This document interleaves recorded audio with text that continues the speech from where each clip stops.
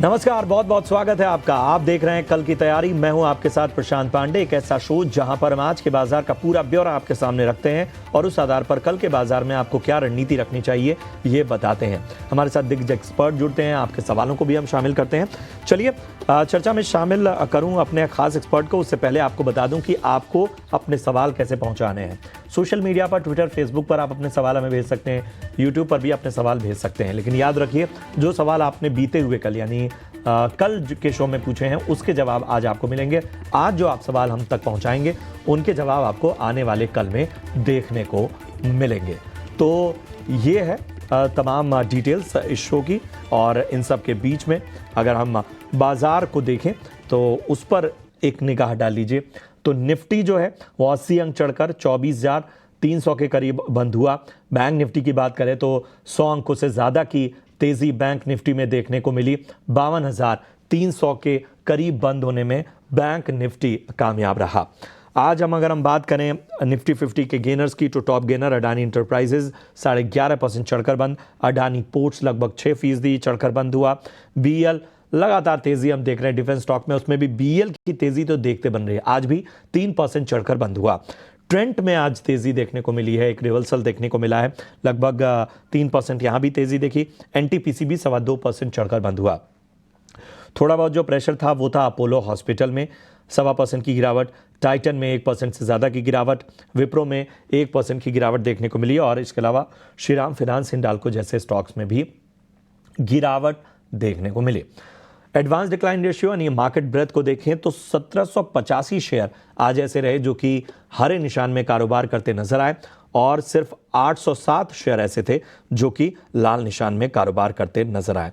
हमारे साथ आज दो बेहद खास मेहमान जुड़ रहे हैं। मोतीलाल ओसवाल की स्नेहा पोद्दार हैं और जेएम फाइनेंशियल से तेजस शाह हमारे साथ इस वक्त जुड़ रहे हैं। आप दोनों का बहुत बहुत स्वागत है। तेजस, सबसे पहले मैं आपके पास आना चाहूँगा।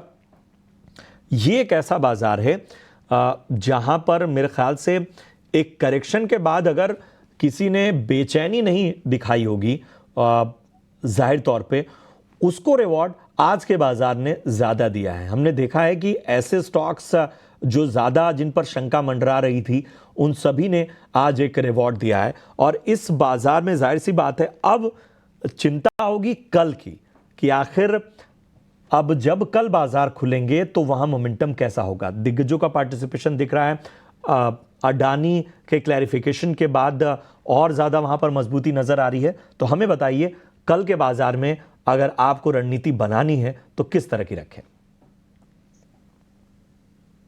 गुड आफ्टरनून प्रशांत जी और सभी दर्शकों को नमस्कार।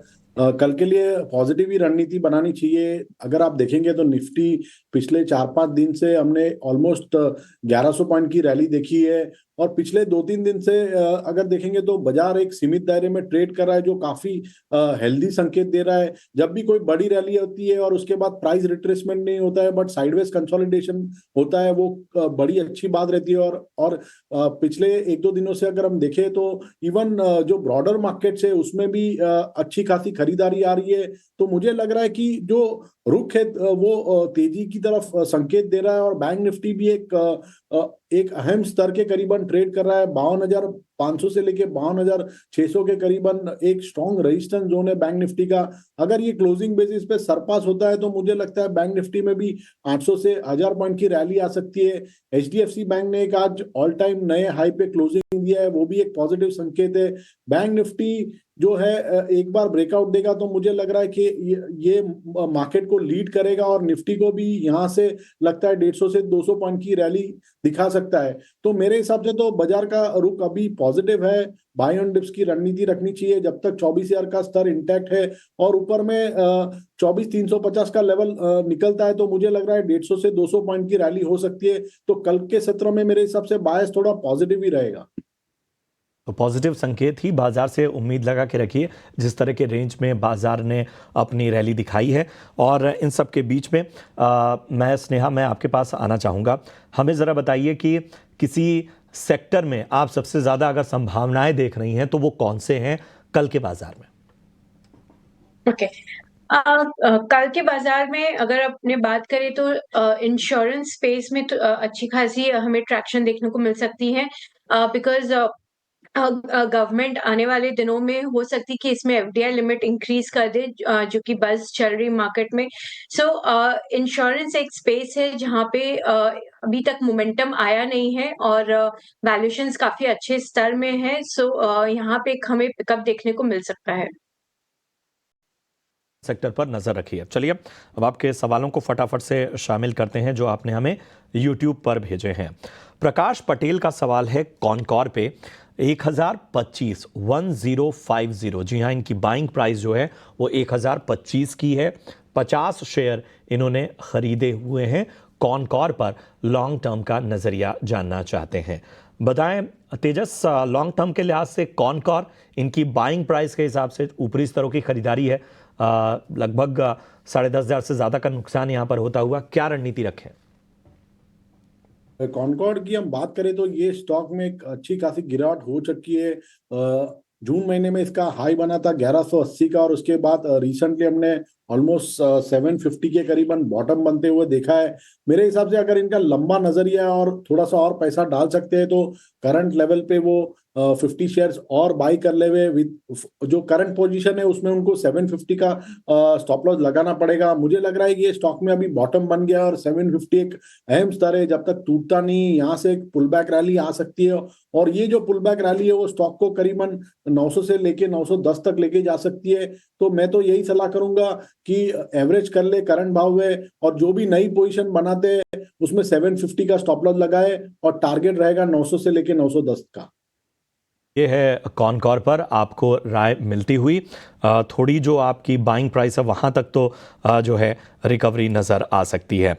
चलिए बढ़ते हैं आगे और अगला सवाल पॉलीकैब पर हमारे एक दर्शक ने पूछा है, सुभाष इनका नाम है।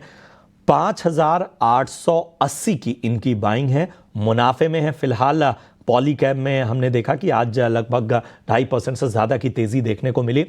बताएं स्नेहा, पॉलीकैब क्या मुनाफा बांध लिया जाए या अभी पोटेंशियल बाकी है? जी, पॉलीकैब उन्हें लॉन्ग टर्म के लिए होल्ड करना चाहिए बिकॉज़ जैसा कि हमने देखा है कि पावर सेक्टर में एक अच्छी तेज़ी आने वाले सालों में होने वाली है। तो ये पॉलीकैब एक इनडायरेक्ट प्ले है पावर सेक्टर को प्ले करने के लिए और Polycab one of the best companies है। अगर हम पूरे केबल्स और वायर इंडस्ट्री की बात करें, काफ़ी इम्प्रेसिव नंबर्स इन Q2 में इसने दिए थे एंड गाइडेंस भी काफ़ी अच्छा दिया है। मोरओवर कॉपर प्राइसेस अब बॉटम आउट होके रिकवर होने चालू हुए हैं, तो कहीं न कहीं उन्हें उनकी भी राइजिंग कॉपर प्राइसेस की भी बेनिफिट मिलती है प्राइसिंग अपने प्राइसेस को बढ़ाने में। तो पॉलीकैब मैं सजेस्ट करूँगी कि इसे लंबे नज़रिए से होल्ड करें। ठीक है, लंबे नज़रिए से होल्ड करने की आपको सलाह मिलती हुई। अगला सवाल समीम आलम का है और इन्होंने GSFC यानी गुजरात स्टेट फर्टिलाइज़र कॉरपोरेशन में ख़रीदारी की हुई है। अच्छे स्तरों पे इन्होंने भी 180 रुपये के भाव पे ख़रीदारी की हुई है। फिलहाल 200 के ऊपर ये स्टॉक का और यहाँ पर इनको फ़ायदा होता हुआ। तेजस बताएं GSFC क्या करना चाहिए?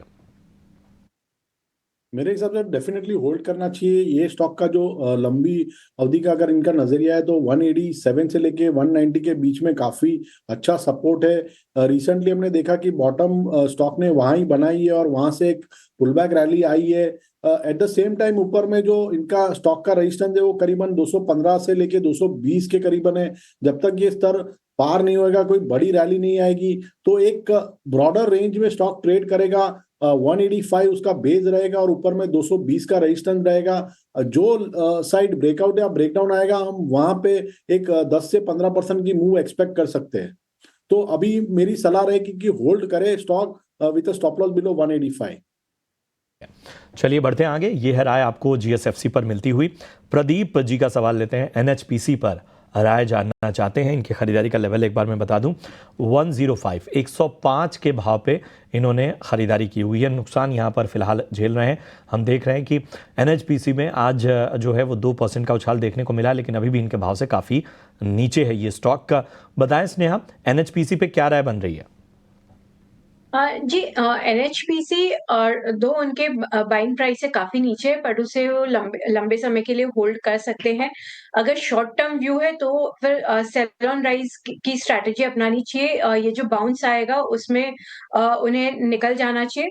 बट अदरवाइज़ अगर वो पोर्टफोलियो में होल्ड करते हैं तो डेफिनिटली 6-12 महीने में इन्हें डेफिनिटली रिटर्न्स देखने को मिलेगी। तो यहाँ पर लॉन्ग टर्म के हिसाब से आपको होल्ड करने की सलाह, थोड़ा धैर्य का परिचय आपको देना पड़ेगा। अगला सवाल चंद्रशेखर जी का है। श्रीराम फिनांस पे राय जानना चाहते हैं। 3000 शेयर इन्होंने श्रीराम फिनांस, माफ़ कीजिएगा, 50 शेयर इन्होंने 3000 के भाव पे लिए हुए हैं। अगर हम श्रीराम फिनांस की बात करें तो आज निफ्टी का टॉप लूज़र रहा है। हालांकि इन्होंने जिस भाव पे खरीदारी की है वहाँ से हल्का मुनाफा यहाँ पर होता हुआ। बताएं तेजस, श्रीराम फिनांस क्या रणनीति रखी जाए? श्रीराम फाइनेंस का चार्ट स्ट्रक्चर अभी भी थोड़ा साइडवेज टू नेगेटिव है। स्टॉक अभी रेजिस्टेंस के करीबन ट्रेड कर रहा है। 3100 से लेके 3120 के करीबन काफी स्ट्रॉन्ग रेजिस्टेंस है। जब तक ये उसको सरपास नहीं करेगा, मुझे लग रहा है थोड़ा स्टॉक में दबाव बना रहेगा। नीचे में जो मेजर सपोर्ट है वो है 2875 के करीबन। वो जब तक ब्रेक नहीं करेगा, कोई मेजर फॉल नहीं लग रहा है, तो एक सीमित दायरे में स्टॉक ट्रेड करेगा। मुझे लग रहा है कि इनको एक ट्रेलिंग स्टॉप लॉस लगा के स्टॉक होल्ड कर सकते हैं। इसमें ये 2875 का स्टॉप लॉस लगा के होल्ड करे, और 3120 के ऊपर अगर ये स्टॉक जाता है तो मुझे लग रहा है ये स्टॉक में रैली हो सकती है और ऊपर में 3300 तक के भी लेवल आ सकते हैं। तो यहाँ पर थोड़ा अहम रणनीति के साथ आपको श्रीराम फिनांस को ट्रैक करना होगा, जैसा हमारे एक्सपर्ट ने बताया। महेश जी हैं, उनका सवाल यूट्यूब पर आया हुआ है। पीएफसी पर यानी पावर फाइनेंस पर राय जानना चाहते हैं। इनकी बाइंग है 502 यानी 502 की इनकी खरीदारी है। हमने हाल फिलहाल आरईसी और पीएफसी की जो रैली देखी है उसमें एक्सपर्ट आमतौर पे बुलिश ही रहे हैं, लेकिन 502 की खरीदारी जो है वो काफ़ी ऊपरी स्तरों की है। स्नेहा, बताएं क्या रणनीति लेकर चला जाए पीएफसी में? जी, पीएफसी में अगेन मैं यही सलाह दूँगी कि काफ़ी हाई पे उन्होंने बाइंग की है। ये काफ़ी क्वालिटी कंपनी है और इसके Q2 के नतीजे भी काफ़ी अच्छे थे और माने आगे आने वाले H2 में भी इन्होंने काफ़ी अच्छी गाइडेंस दी है। तो मैं सलाह दूँगी कि आप इन्हें होल्ड करके रखिए, थोड़ा पेशेंस दिखाइए क्योंकि हाई लेवल्स पे बाइंग हुई हुई है, तो पेशेंटली होल्ड करना पड़ेगा, बट 6-12 महीने में रिटर्न्स इसमें बनेगा। ठीक है, तो धैर्य का परिचय यानी पेशेंस आपको पीएफसी में रखना होगा। जैसे मैंने कहा ही कि हमारे एक्सपर्ट लगातार इस पर बुलिश हैं। बढ़ते हैं आगे और एक और सवाल लेते हैं अपने एक दर्शक का। डीआर मोरे ने आरती इंडस्ट्रीज पर राय जाननी चाहिए। 519, जी हाँ, 519 की इनकी खरीदारी, ऊपरी स्तरों की इनकी भी खरीदारी, नुकसान यहाँ पर इनको होता हुआ। तेजस, आरती इंडस्ट्रीज कैसा लगता है आपको?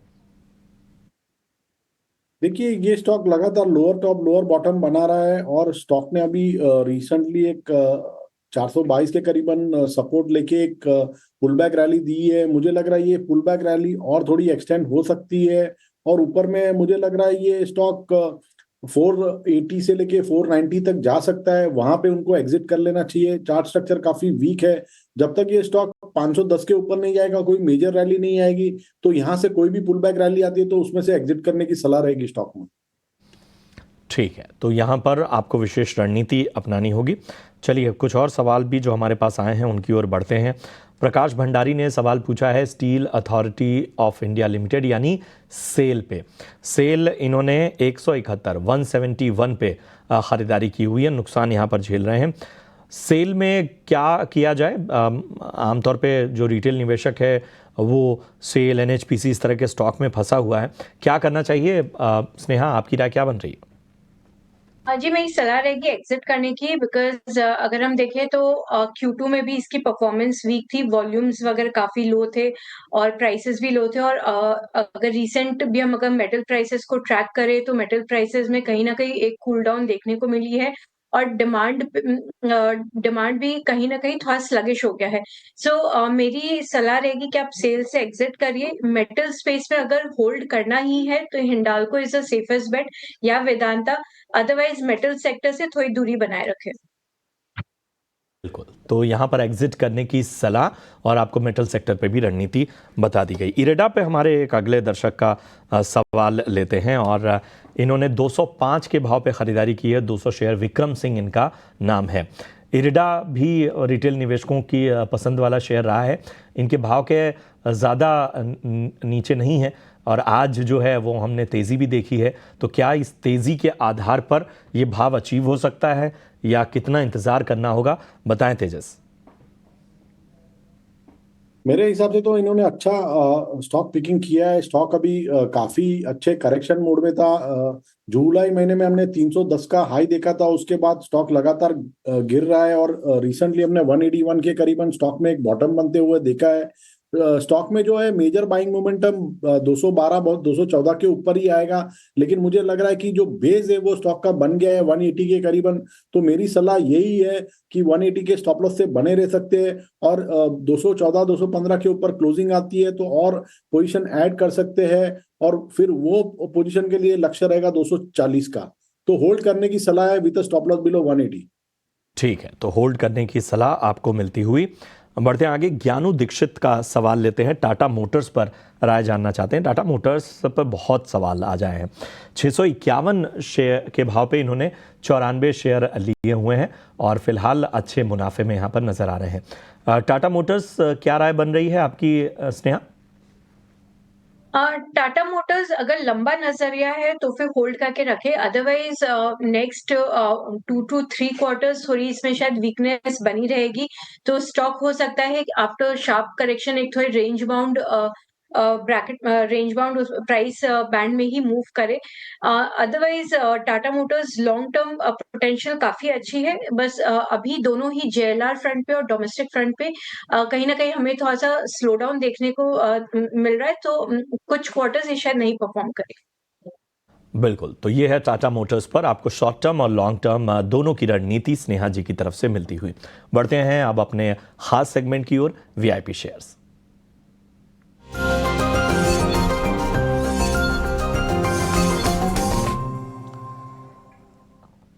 तो स्नेहा जी, सबसे पहले आप ही बताइए कि आपकी वीआईपी पिक कौन सी है? मेरी सबसे पहली पिक रहेगी जोमेटो। सो जोमेटो की अगर हम बात करें तो ये हाल फिलहाल में सेंसेक्स में इंक्लूड हुआ है और प्लस इसे शेयर होल्डर से क्यूआईपी फंड रेजिंग के लिए भी अप्रूवल मिली है, जो कि कंपनी को हेल्प करेगी ब्लिंकिट को एक्सपैंड करने के लिए, जो बहुत ही नेसेसरी है, स्पेशली गिवन द सिनेरियो कि जेप्टो ने भी अभी रिसेंटली फंड रेजिंग किया और स्विगी ने अभी आईपीओ लाया है और प्लस जोमेटो के सीईओ ने भी आज अनाउंस किया है कि वो और 2 साल के लिए अपनी सैलरी को नहीं लेंगे, जो कि एक सेंटिमेंटली काफी पॉजिटिव बूस्ट करता है। तो जोमेटो लॉन्ग टर्म पिक के हिसाब से काफी अच्छी स्टॉक है एंड उसमें टारगेट प्राइस हमारा 350 का बन रहा है। दूसरी मेरी पिक रहेगी पावर ग्रिड। तो अगर हम पावर ग्रिड की बात करें तो गवर्नमेंट उसमें by end of FY25 PLI announce कर सकती है, जो कि काफी अच्छी बूस्ट मिलेगी ओवरऑल सेक्टर को for the capex expansion in power transmission. तो पावर ग्रिड के ऑलरेडी ऑर्डर बुक काफी स्ट्रांग है और रिसेंट में उसने राजस्थान गवर्नमेंट, यूपी गवर्नमेंट के साथ भी टाइप्स किया है। तो गिवन उसके एंटायर केपेक्स प्लान को और उसकी जो अभी करंट वैल्यूएशन है रीजनेबल है विद, और इस मार्केट में स्पेशली जहां हम हाई डिविडेंड यील्ड स्टॉक्स भी ढूंढते हैं तो इसकी डिविडेंड यील्ड कुछ मोर देन 4% है, जो कि अच्छा एक सेफगार्ड प्रोवाइड करती है स्टॉक को। तो इसे रख सकते हैं with a target price of 426। चलिए, तो पावर ग्रिड और जोमेटो ये पसंद आता हुआ स्नेहा को। तेजस, आपके रडार पे कौन से स्टॉक हैं? तो आज की मेरी जो पहली पिक है वो डिफेंस सेक्टर से है। डिफेंस सेक्टर पिछले काफी दिनों से अंडर परफॉर्मेंस दिखा रहा है, बट मुझे लग रहा है कि डिफेंस में जो लीडर है हिंदुस्तान एरोनॉटिक्स, वो टॉप पिक है क्योंकि स्टॉक ने अच्छा खासा करेक्शन दे दिया है और स्टॉक ने अभी रिसेंटली 3900 4000 के करीबन एक अच्छा खासा बेस बना लिया है और बॉटम भी बन गया है। आज के सत्र में हमने देखा कि वो जो स्टॉक है उसने 50 दिन की मूविंग एवरेज को भी सरपास कर दिया है। अभी भी लोअर लो का स्ट्रक्चर है, बट मुझे लग रहा है कि रिवर्सल हो गया है काउंटर में। मंथली चार्ट काफी स्ट्रांग है। मंथली चार्ट पे एक हैमर कैंडलस्टिक पैटर्न बनी है जो एक रिवर्सल पैटर्न की संकेत है।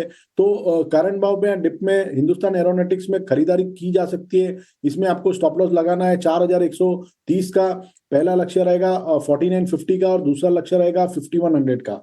और दूसरा जो मेरा स्टॉक है वो है लेमन ट्री होटल्स लिमिटेड। ये स्टॉक ने भी एक अच्छा खासा फ्रेश ब्रेकआउट दिया है आज के सत्र में। स्टॉक ने रिसेंटली बॉटम बनाया था 112-115 के बीच में, और आज जो इसका इंटरमीडिएट टॉप था करीबन 128 के करीबन, वो भी सरपास कर दिया है। 200 दिन की मूविंग एवरेज के ऊपर भी आज बंद दिया है। तो मुझे लग रहा है ये स्टॉक जो है अभी यहाँ से एक रैली का दे सकता है, और ये स्टॉक में आप करंट भाव पे डिप में खरीदारी कर सकते हैं। इसमें आपको स्टॉप लॉस लगाना है 122 का, इसका पहला लक्ष्य रहेगा 141 का और दूसरा लक्ष्य रहेगा 150 का।